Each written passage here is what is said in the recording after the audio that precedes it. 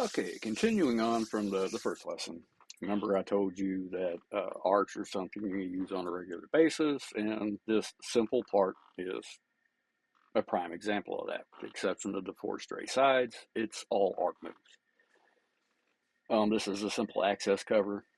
It's 4 inch wide, 4 inch tall, half-inch radius on the corners, and then it's got a bolt pattern. 3 inch centers.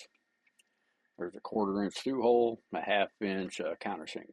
That's just for the top of the low profile screws that attach to it. This only needs to be an 1/8 inch deep, while these have to go all the way through. The part is a 1/2 inch deep. It's always ideal to have a print so you can look at it, you get lost. This is a very simple part, but if it was a complex part, you can even cheat and use your print, especially in CAD. This is Fusion 360, and you can measure those complex radiuses and everything versus having to break out the sheet of paper and calculator and do all the math. And I'm all for easy, because who isn't? Okay, go over here and walk you through everything the first time. It's probably easier to learn than just listening to some old guy talking on a video. Oh, sure, why not? Apparently I had one already called that. That's all right. Now, I'm freedom units, so we're going to put that to G20. You obviously don't have to rename that. I'm just making it so it matches. Going to use the same 1/8 inch end mill from the last video. And we basically don't need the rest of this.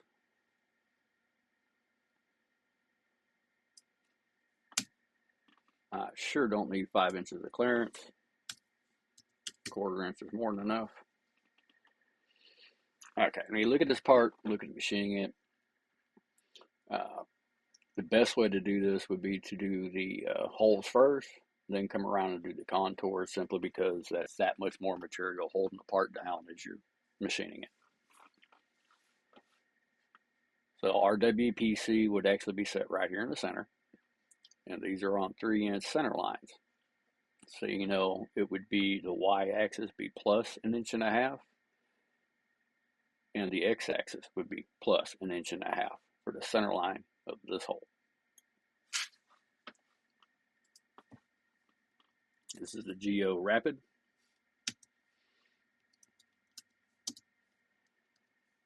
And I probably need to set my cap locks. That would definitely help.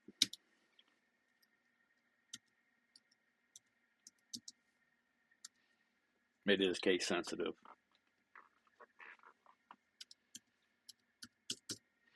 Now I'm going to move the y-axis up because this is literally just going to helix all the way down through the part. If you're wondering where I get this number from, it's an 1/8 inch end mill, it's a 1/4 inch hole, but we're cutting in a circle. Now you got to remember, all these coordinates we're given is the center line of that end mill. So whatever we code it to, there's going to be a 16th hanging over that line on all sides. Our hole's a 1/4 inch, our mill's an 1/8 inch. We know if we swing that in a 16th arc that we're going to wind up with a 1/4 inch hole.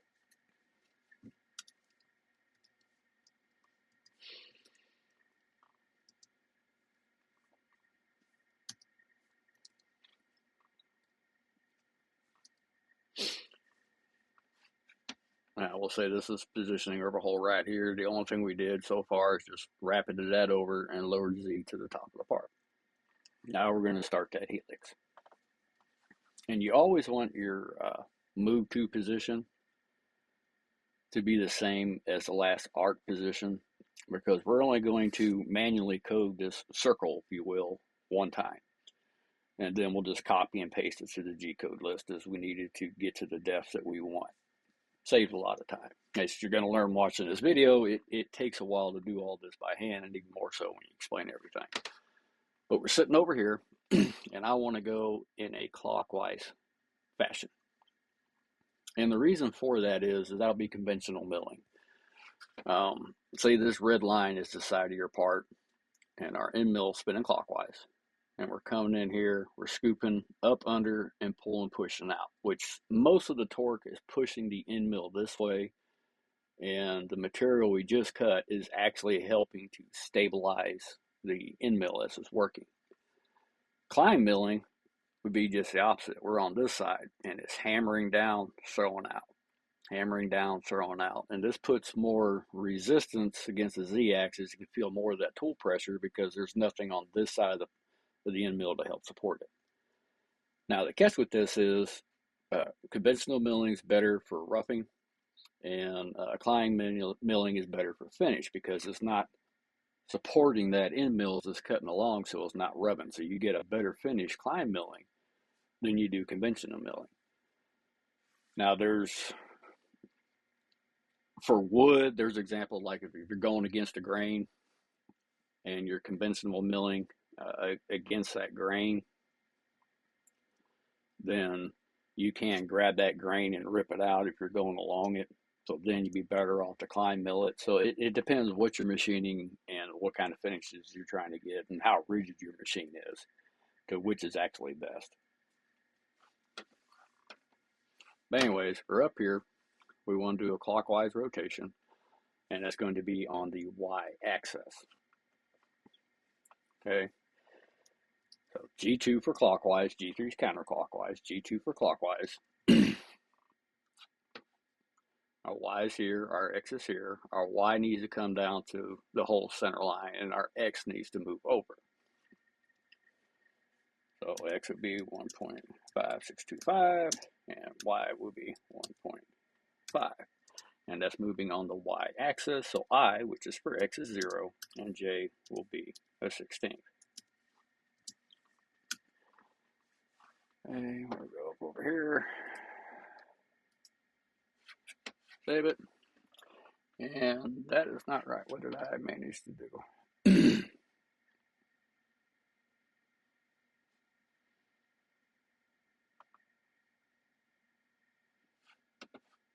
Oh, yeah. Well, when you see this, you see how the circle goes here and goes up. We're swinging this towards the negative, so that should be negative 0.0625, and we're positive. So that's not going to work. Easy fix.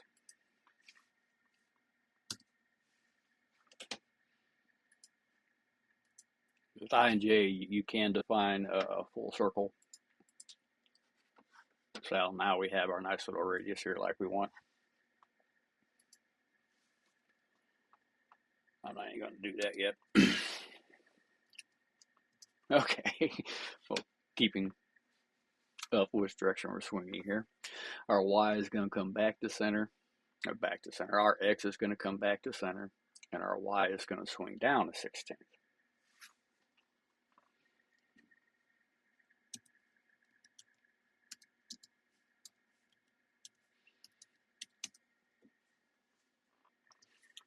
And that is on the X, we're swinging and is going minus.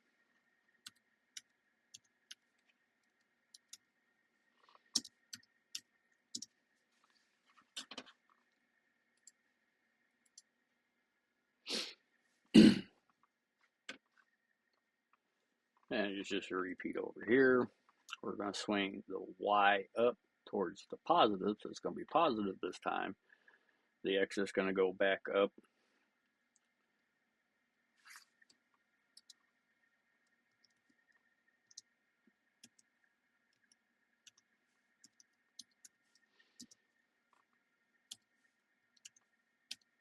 .6, that ain't going to work. That's the XX y-axis.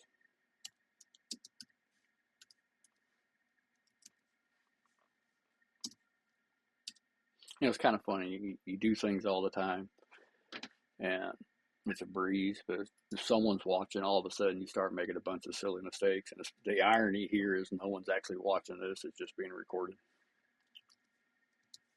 I guess the anticipation, knowing that they're going to watch it later. Okay. Our x-axis is going to swing back to center, and our y-axis is going back to 562.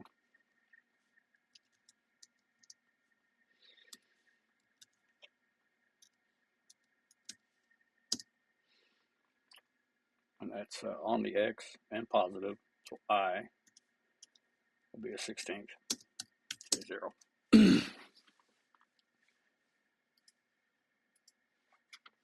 So now we got a nice little circle. One thing to always double check when you set these up, to our position move was 1.5 on the X and 1.5625 on the Y.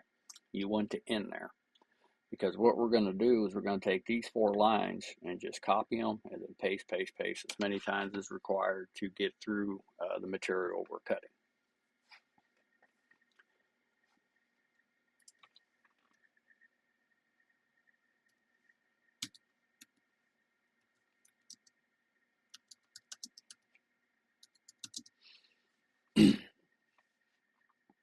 Now we can do all that right here and go down, copy, paste, paste, paste, paste all the way down, then do our Z's. Everybody has their own workflow. For a simple part like this, I would actually get that first circle done for all geometry, then come back in and do the copy and paste and feed the Z down through it as we go. As you're going to see, when you code things by hand, it takes a long time. So I don't know if people actually want to sit through like a 2-hour long video, which is basically going to be 4 repetitions of the same thing and then a contour.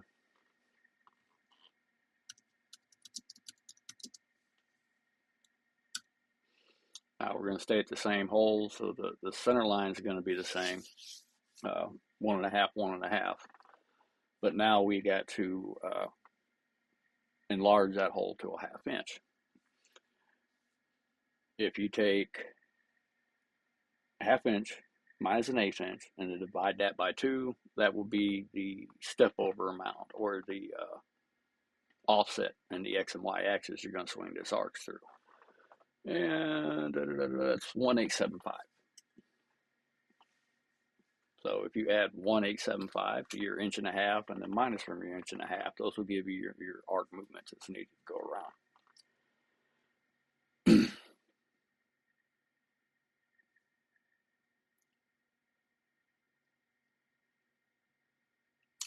Well, I really don't want to confuse you.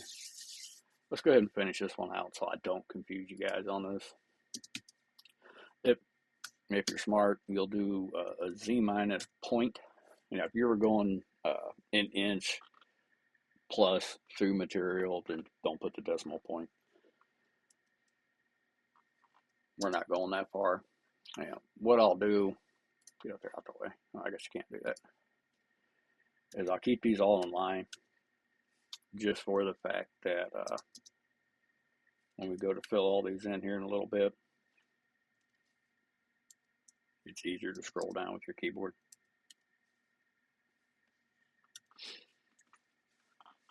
Okay, let's go here. Let's just hit enter. It just slides it down, makes room. This will slowly creep up to that line as we're copying and pasting it. What did we do in that last video? 16th. And this is a 1/2 inch. That'd be exactly 8, 9. So we're going to need at least 9 of these. These kind of go backwards. You got to start at the bottom and slide up to highlight them. My mouse is being funny.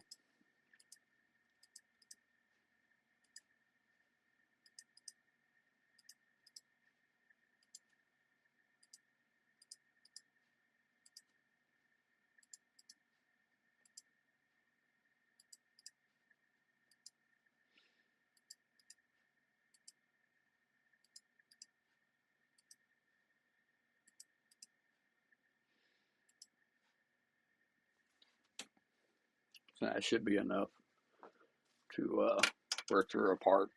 Now, the last one I think was a 60 DOC, and that's very conservative settings, but that's not a problem. We'll carry that over onto this. Remember, this is 4 arcs to make this circle.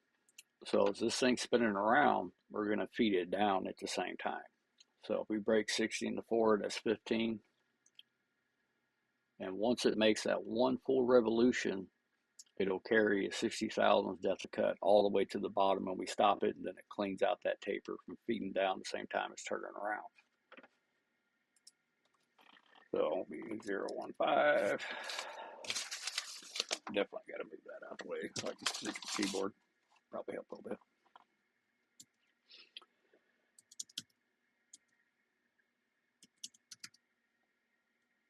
Hey, and remember I put that on there. I forgot I put that on there. Get that off that top one. Shortcuts are nice. Just make sure you remember you did the shortcut. Okay.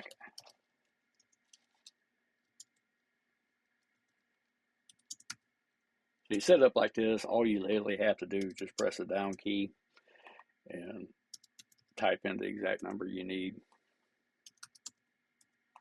Probably takes longer to add 15 in your head than it does to move to the next position. Even more so if you're talking the whole time you're doing it.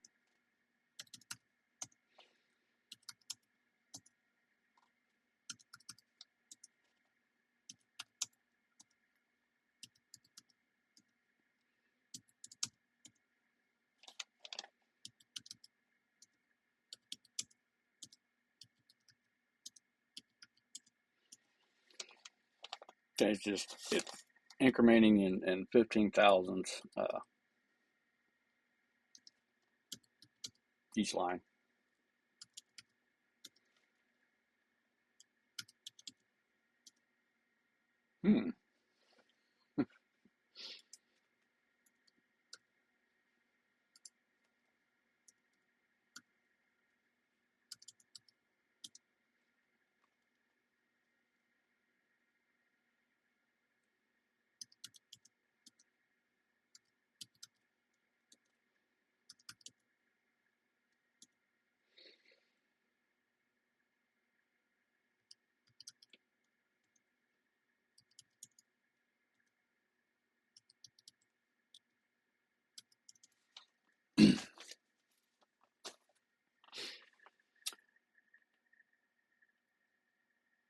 I'll be one shy if I do it that way.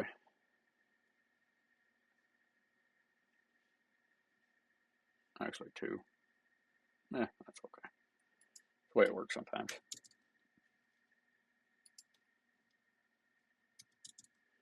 The reason I say that is, I could change this to 5.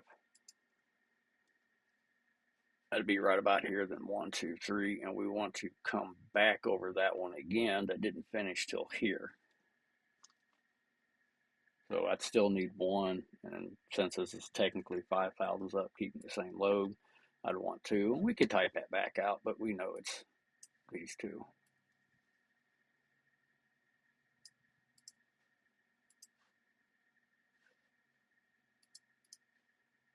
And all we got to do is just change the Z.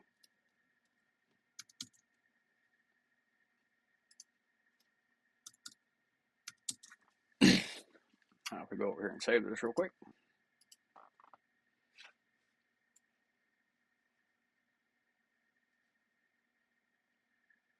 And I like something on that bottom. Look at that sucker go.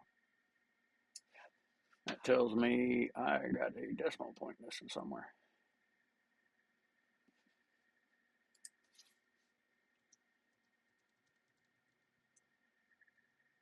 Oh, well, I lack some zeros. So I was always good at that visualizer. I hate that blue dot.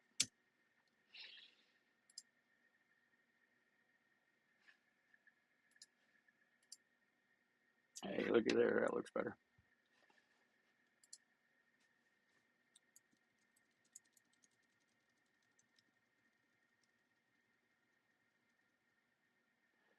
Okay, and the last thing we need to do is get our tool back out.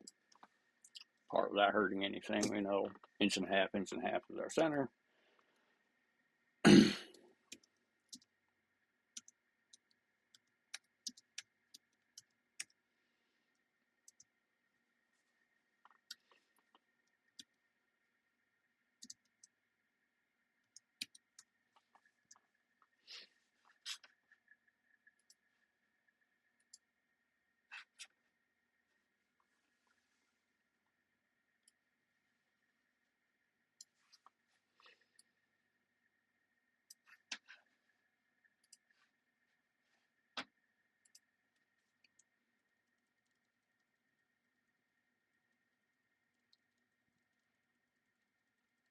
going to spiral down. The bottoms are going to clean up, and see how we overlap. It's just to ensure we have a nice flat bottom.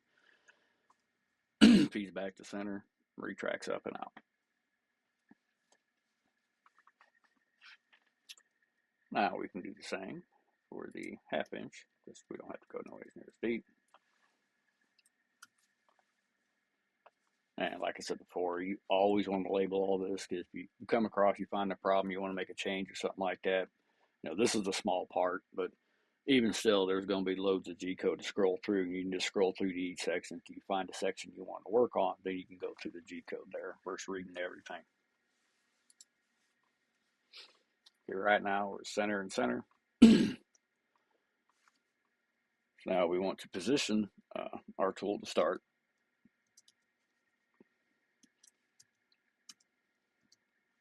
And what I say, 1875, that would be 6875.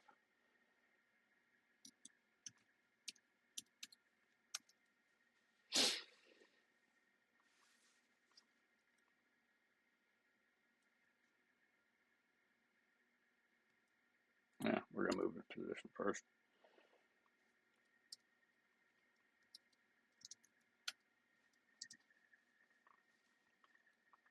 You always want to have that initial position off so it doesn't ruin the copy and paste you can do further on down the line. Because I don't know about you, I would rather copy and paste than writing that all the time. So now it's the same thing. We're up here and we're going to start swinging this around. So our Y is plus 6875. Our X is 1.5. We're going to bring our Y back down to the center line and our X over. And it's going to do clockwise again. So our X will now be 1.6875 and our Y will be 1.5. It's going to be on the Y-axis. But this time we're going to make sure we put negative like we're supposed to. And that should work out better this time.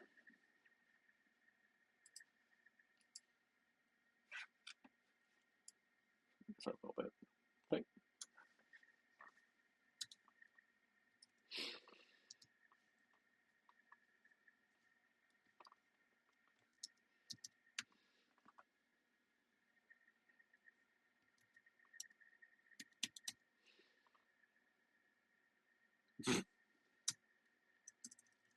And I didn't hit the X button hard enough. There we go. Now this time we're on the X-axis going around and we're swinging towards the negative side. So I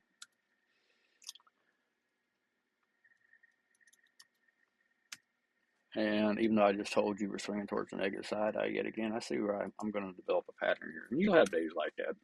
That's why it's always a good idea to write a couple lines, save it, look at the visualizer, make sure everything's where you want it to be. Now we should have a nice little half circle. And it's same. We're going to take our Y from the negative back to center, and our X is going to come over here minus the 1875.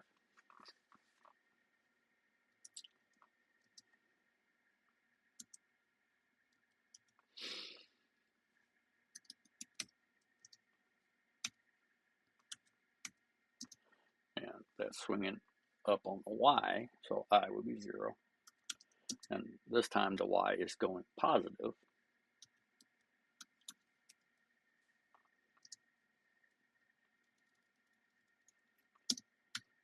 And my fingers aren't cooperating today, or do I need to look at getting a new keyboard? I've had this one for many years.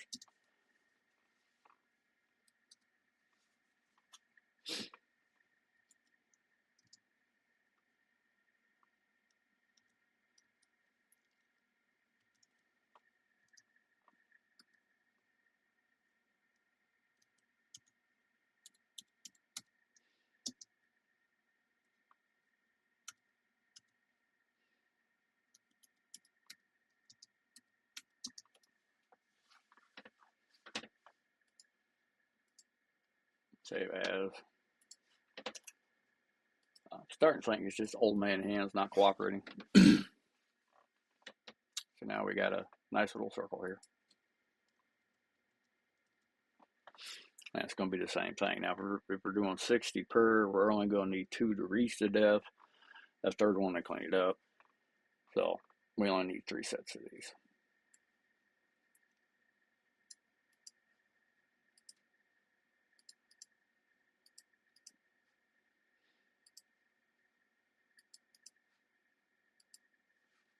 And you notice this time I didn't do the Z on every one of them. And that's just to show you that it makes life a little more complicated. Have to go through, they don't have to be perfect in line, but now you got to go through and type everything out by hand as you go along versus going down through the lines. Although I did make a mistake up there doing that, so maybe that's not a bad thing. Either method is fine, just as long as it gets done correctly.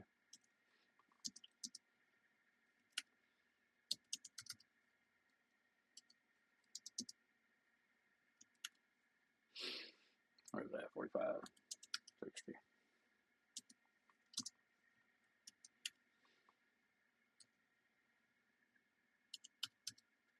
I'll make this one 75 instead of 750 like we did the top one.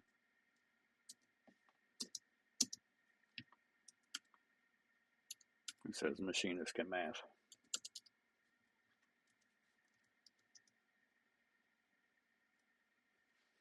Don't ask again.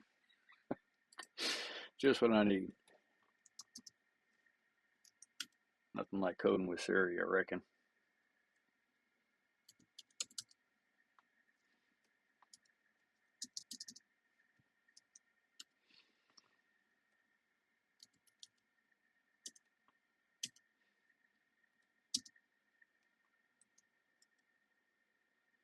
Now we've actually just reached our depth. It's going to get to that lowest point at the end of the stroke. So now we want to go around that circle one complete time. So these will all be the same depth. And you could just leave it without a Z allocation and it should go around. But they tell you time and time again to make sure everything's fully defined all the time so there's less chance of an art move getting lost. I haven't done extensive testing to see if, to see if that would actually make a difference or not. That's 3 times. I still ain't managed to put the right number in there. I guess 4 times the charm.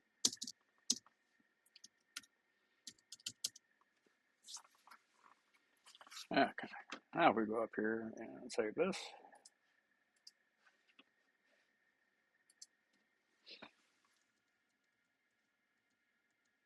Spirals down, and then she does that finish or spring pass, if you will. And then the same thing, we need to extract our tool. That'd be G1 back to center.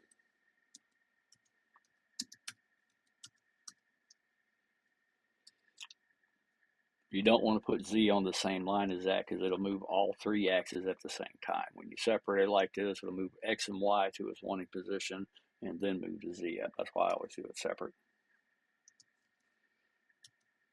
So Z is now a positive number. That will be 100 thousandths above the part birth, where it's 120 thousandths in the part right now.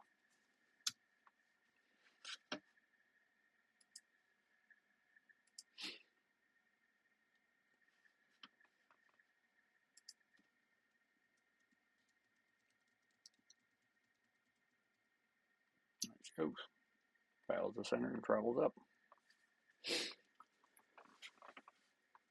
Okay, and then for the other 3 bolt holes, it would be the exact same process, just with their coordinates. The numbers would actually all be the same because it's symmetrical off of that center line. Just X is now negative there. Over here, X and Y are both negative. Then over here, Y is negative and X is still positive. That would be the only real difference between them. So I'll save you the boredom of sitting through all that so we don't have a 3-hour tutorial here of just repetitiveness. If you're trying to learn, you want to travel along with this, I do recommend, opening up Uggs and try to CAD this yourself. And if you really want to get crazy, you can start off with a facing operation and all that as well. This is assuming the material we're cutting is perfectly flat and everything already. So I actually do need this part, but I can come back in and add it. I'll go ahead and just do the contour now for the video. I will finish the part out. If you guys want to see that G-code, just let me know. I'll pop it up on there. But like I said, it'd just be boring me watching me do this multiple times. And besides, the first time's a time where I'm going to make the mistakes I just did, even though I've been doing this for many years. So the entertainment value would be gone. It'd just be boring after that. So let's move over to the contour. Now, count. Close enough. We'll leave it there. Give people something to complain about. There's my mouth. There's my mouth. Basically the same thing the first tutorial. 4-inch, that's just kind of lucky. 1/8 inch end mill, so we're going to offset that by a 1/16. So the finished part is actually 4-inch. Otherwise, it'd be a 1/16 short this side, making the part an 1/8 inch smaller overall. These are 1/2 inch radius, so we'll stop 1/2 inch shy, so that's not a problem. And I might also do the ramp in method from 1562 here, which would be the end of this radius in this direction, and then feed it in. Probably, well, I mean, I know this machine can do 3/8 of an inch, no problem with an H-inch tool. So I probably will beef this up to about 100 thousandths per pass. 60, which is very, very conservative. It depends on the machine. Like you might have like a 3018 that only really likes to cut at 30 or 40 thousandths depth of cut. Then that's different. But for machine this is for, it's even 100 thousandths conservative for it. The 3030 is actually a really good machine by Jimitsu for the cost. I mean, it's a $700 machine. Okay, so we know our WP's here. Right now we'll work on this plane here. So the first thing I want to do is I want to stage my tool right above this part. Now I'm going to leave 10 thousandths clearance. So we're going to wrap it up to this position, which would be 1.5 with the 16th offset. So now we got our part up yet. GO, which is rapid, X. Now remember, we're on this side of the part, so this is minus on the X.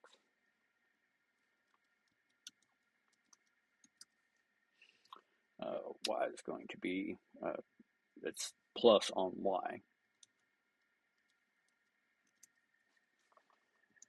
And we're not even going to touch it yet.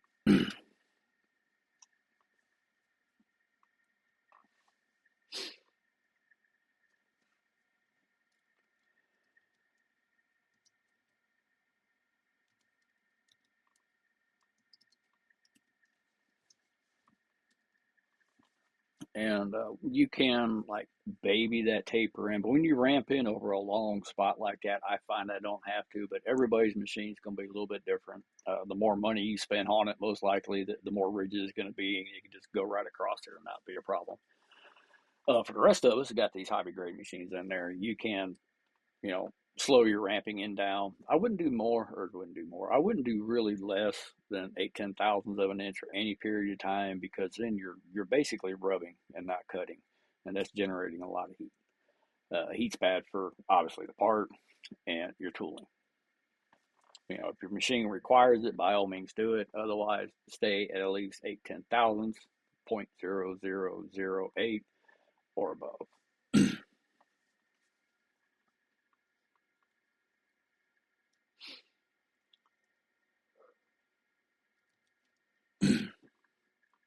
And the only thing we're really going to be moving, because we're already staged here and here, and the only thing we want to do is move that X from its current location to 0. And we're only moving to 0 because that's the taper down point. So when we work all the way around this part, we'll end it right here, so we can just copy and paste and follow this around over and over again until we reach the bottom of the part.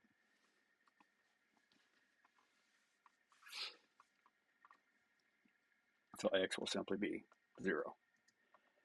And I'll go ahead and bump this up 36. Even that's very conservative for that machine.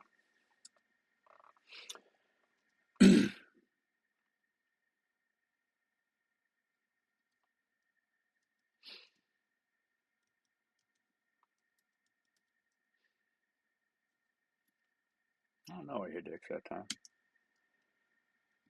I didn't give me a new keyboard.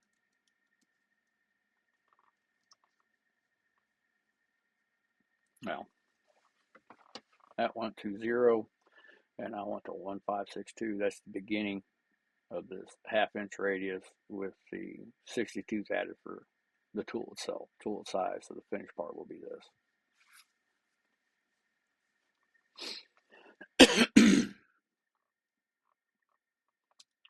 And again, we're going to be going in a clockwise. So it's going to be G2 for this arc.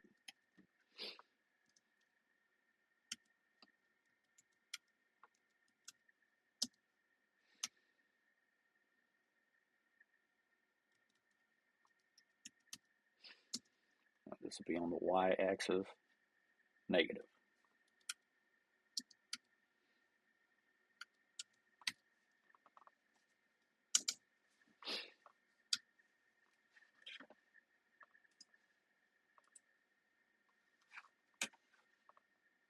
You can see that little deal there. You have a little line sitting right there. So as you come in, you kind of hard to see in here. I've turned it over a little bit, might be able to see it. But it tapers down over to that point. Or it should taper down over to that point. What did I do? Because it was not tapering over to that point. Well, this is exactly why. Right now, it's 10 thousandths above the part, because we didn't do that, did we?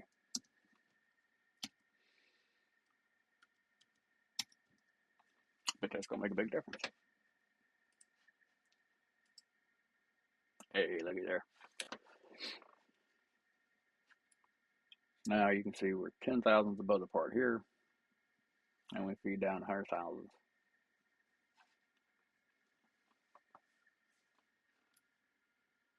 Okay. Well, that looked a second away. Why is that skimming across the top? But it ain't. Okay. Now we just finished this contour around. That'd be G1. Now the X is positive 15625. We need to take it down to negative 15625. And I said the X, it's the Y. Sorry. The Y is positive 15625. We want to take it down to negative.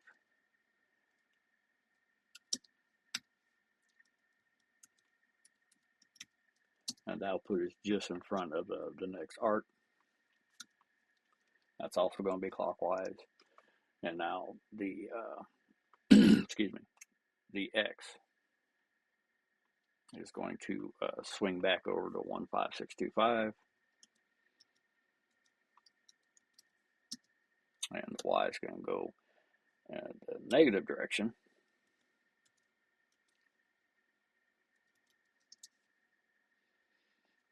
And we're doing the X towards the negative. So I will be negative.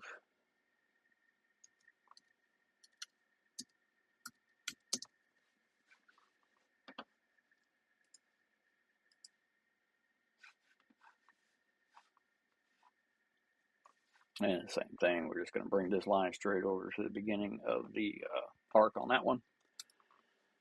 And that's going to be the X, which is at plus 15625. We're going to make it a negative 15625.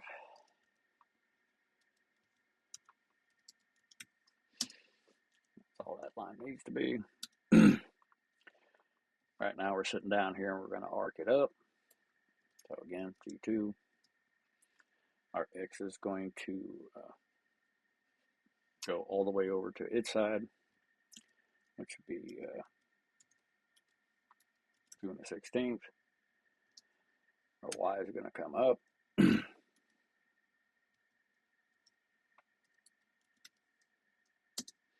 And that's the Y axis, and we're swinging positive. So I will be 0, J will be 5.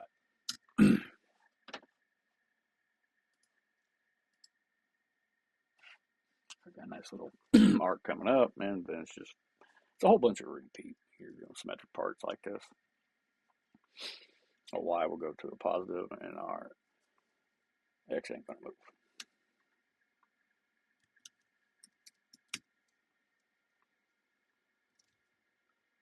And I have no idea why I put G2 there. All right, let's see why I did that there. Okay.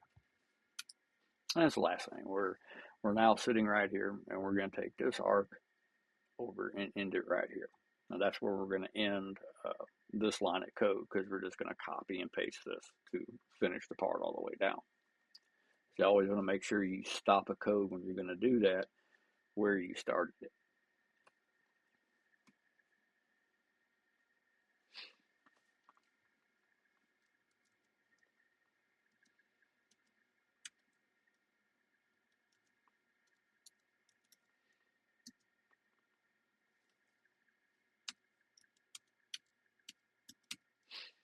And of course, that one's on the x-axis, and we're aiming positive, so it'll be a positive number. Let's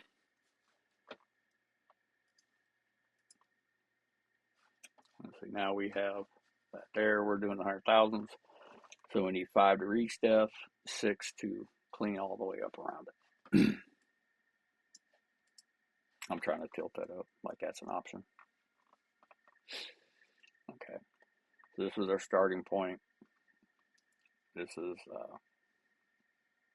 feeding over to x0 with that -1. This is where we're going to start to copy at, because it's already at that position, but we will have to modify the depth as we go along.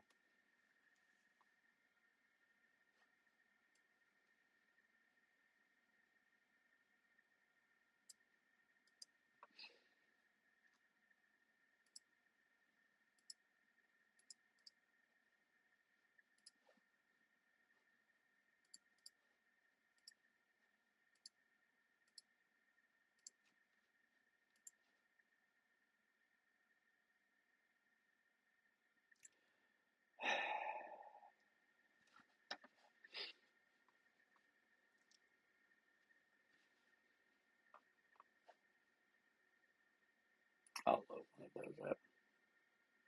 I mean that sarcastically, naturally.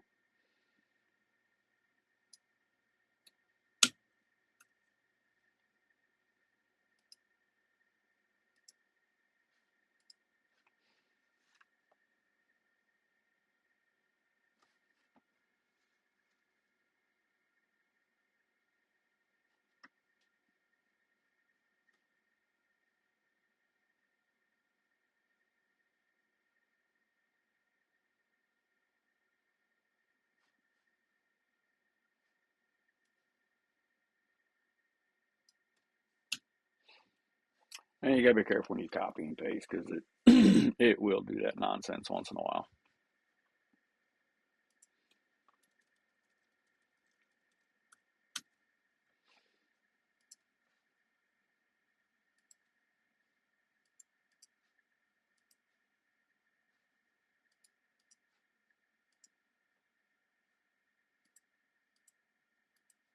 See, like I'm trying to click the line below, and it's wanting to click that line up there. It does that from time to time. I don't know why. If you don't catch it, then it'll mix the Gcode up together like it did.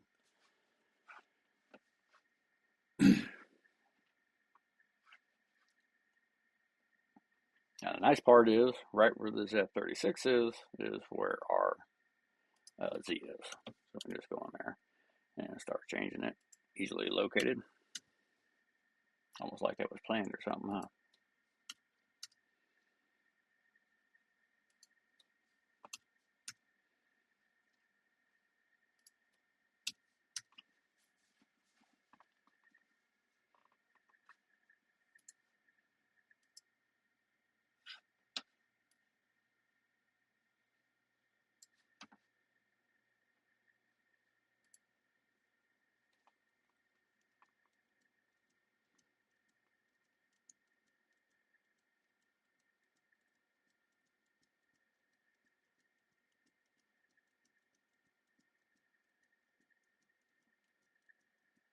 So when we do it that way, every time it reaches that corner, it feeds back down to 100,000. And since it's the same taper that this took, this will always be 100,000 load as it's speeding down in and going around. It keeps continuous load on it. And then we just did a spring pass, because not all of it was at that depth when it went across that last depth. I don't know how long this video's been. It's probably pushing 30 minutes or better. So we'll probably end it right there. The only thing I got left to do is this here, and this here to finish those out. If it's magically say this is done, the only thing you really have to do is, well, actually we do need to do that here when you get our tool lip out the way. And our tool is sitting right here at the moment. You can feed it straight up off there. I personally like to turn it away from the part a little bit. You know, it depends on the geometry. Like if there's material hanging on that side, then yeah, just feed it up. If that side was just enough material, if that tool to cut away, then you could feed out and go up. It all depends how picky you are, how close you have your material to the size of what you're cutting. Be safe. We can't just feed it straight up.